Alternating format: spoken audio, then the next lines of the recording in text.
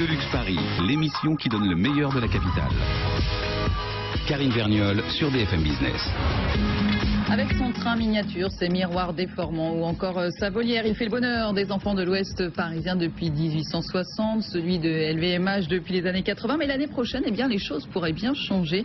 La mairie de Paris va en effet se pencher sur le renouvellement de la concession du jardin d'acclimatation. Marc-Antoine Jamel, bonjour. Bonjour. Vous êtes le PDG du jardin d'acclimatation depuis 2004. Maintenant, ça fait quelques années. Et effectivement, là, vous vous préparez à ce renouvellement de concession. Du coup, vous avez communiqué il y a peu sur ce que vous avez fait, surtout depuis 1995, depuis le dernier renouvellement. On rappelle, le jardin d'acclimatation, je le disais, on est dans l'ouest parisien, entre Neuilly, Bois de 18 Boulogne. hectares Bois de Boulogne, un poumon vert, la volonté de Napoléon III, de l'impératrice Eugénie. Ils ont vu Hyde Park, ils aiment les sociétés zoologiques. Ils mettent les deux ensemble, une société de zoologie et en même temps un parc dessiné par une Dream Team, des gens fabuleux. Le baron Haussmann, un peu connu pas simplement pour la tour Triangle, et puis l'ingénieur Alphand, celui qui a sa statue sur l'avenue Foch, qui est le type qui a transformé Paris, c'est lui qui est la petite main de Haussmann, l'architecte de Daviou et le paysagiste Barillet Deschamps. Alors, selon ce jardin d'acclimatation, il a évolué au fil des années, racheté par la société Boussac. C'est grâce à ça qu'il rentre dans l'escarcelle d'LVMH dans les années 80. Effectivement, il y a un moment où il se laisse vivre ce jardin, et puis il y a un moment donné aussi où on se dit ça peut être mieux que ça.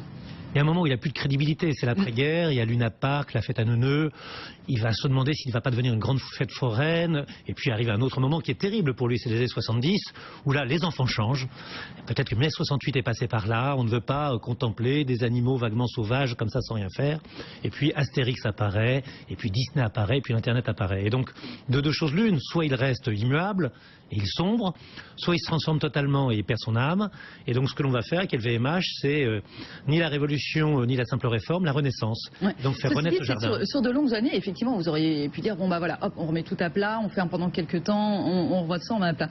On sent que ça a été par petites touches, comme si vous testiez un petit peu. On a essayé de se préparer pour le grand jour qui arrive en effet dans pas très longtemps, celui du renouvellement de la concession. On a cherché aussi à rester un parc de service public, d'intérêt général, des Parisiens, des Franciliens, un parc qui ne ferme pas, qui est ouvert 365 jours par an, qu'il gèle, qu'il pleuve, qu'il vente, il est ouvert. C'est ça la différence d'ailleurs, avec des concurrents qui sont commerciaux. Et puis on a une approche partenariale, philanthropique, mécénale avec la ville de Paris. Et donc on ne voulait pas faire ce mauvais coup à un partenaire en lequel on croit, qui croit en nous.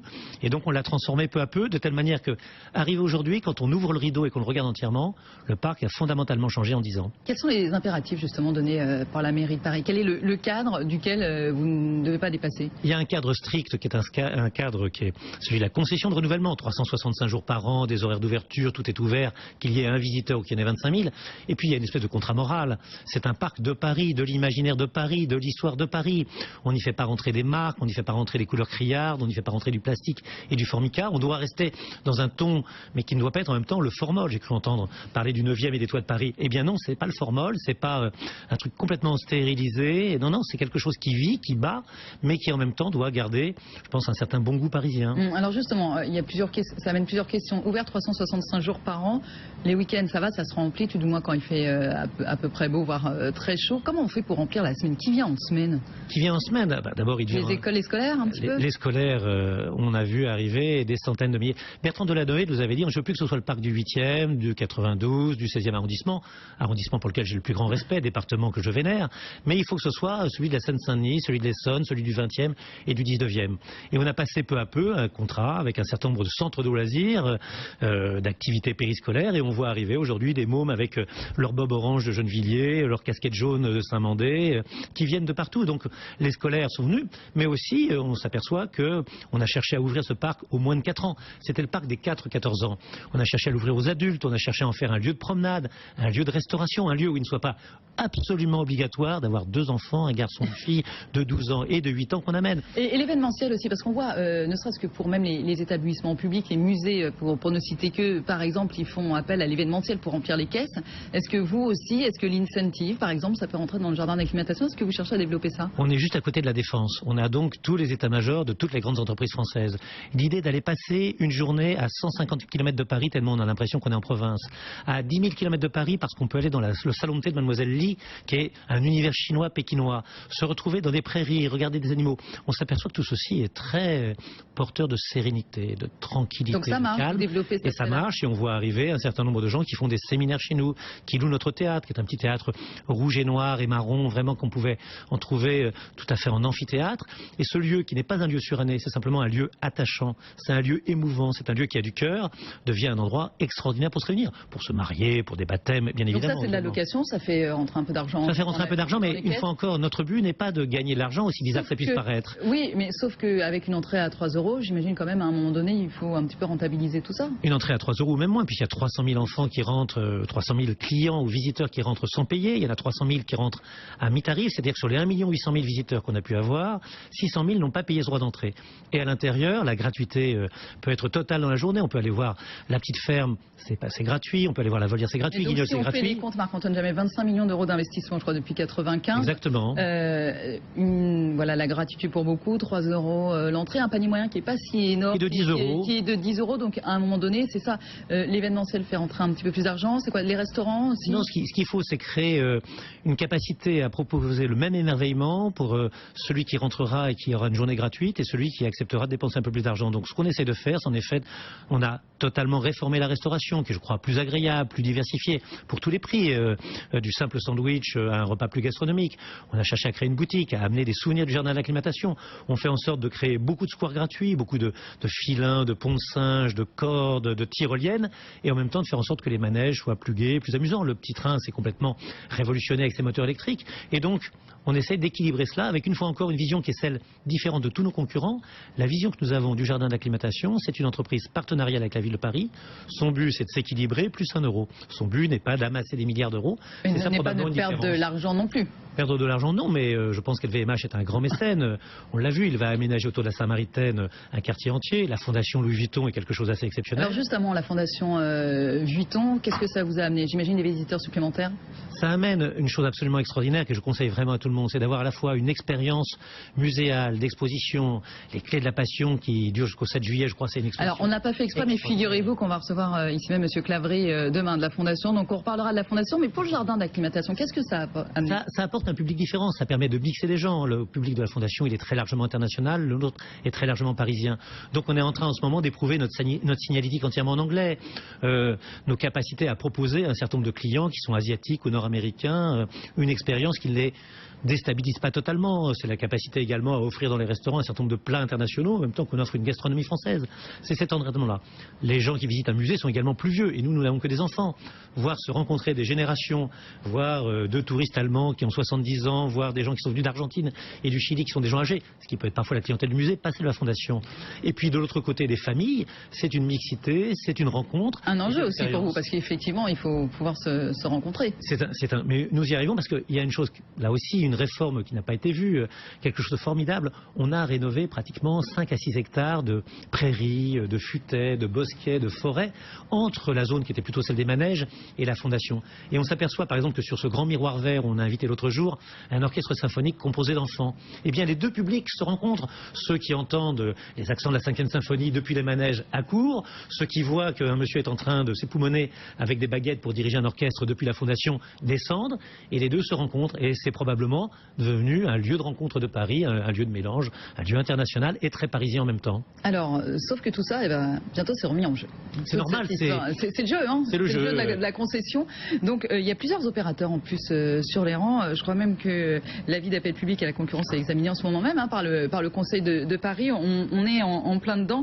Alors, votre projet, je sais qu'on ne peut pas tout dévoiler, bien sûr, Marc-Antoine Jamel, mais vous avez déjà donné quelques pistes. C'est continuer sur la même lignée. Qu'est-ce que vous voudriez rajouter encore? C'est à la fois tout changer pour que rien ne change. On est vraiment. Vous dites quand même, c'est une révolution qui se prépare. Oui, parce que je pense que notre projet sera le plus beau.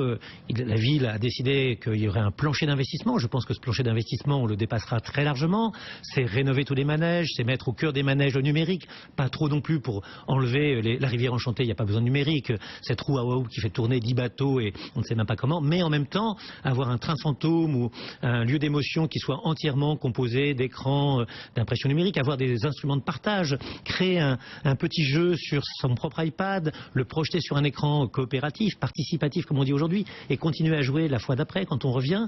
Une révolution environnementale, une révolution éducative. Une patinoire ?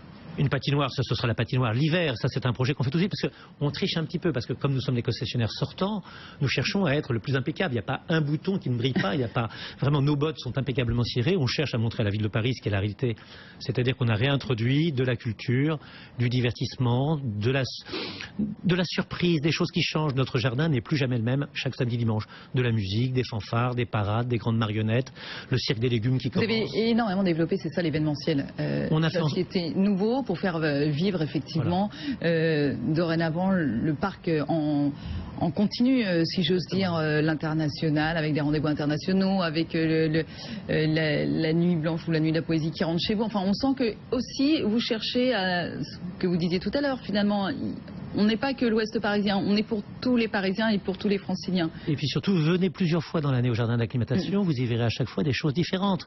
Vous avez l'impression qu'il est resté tel quel entre 1861 et 1985 ou 1990. C'est pas totalement faux. Mais aujourd'hui, si vous voulez découvrir un pays sans aller le visiter, parce qu'en 30 secondes vous prenez un ticket de métro et vous êtes en Inde, en Corée, en Chine, il faut aller au jardin d'acclimatation. Si vous voulez voir la comédie française, Poil de carotte, venez au jardin d'acclimatation. 1,8, vous avez battu un record du coup l'an dernier, 1,8 million de visiteurs. Vous misez sur 3,5 millions.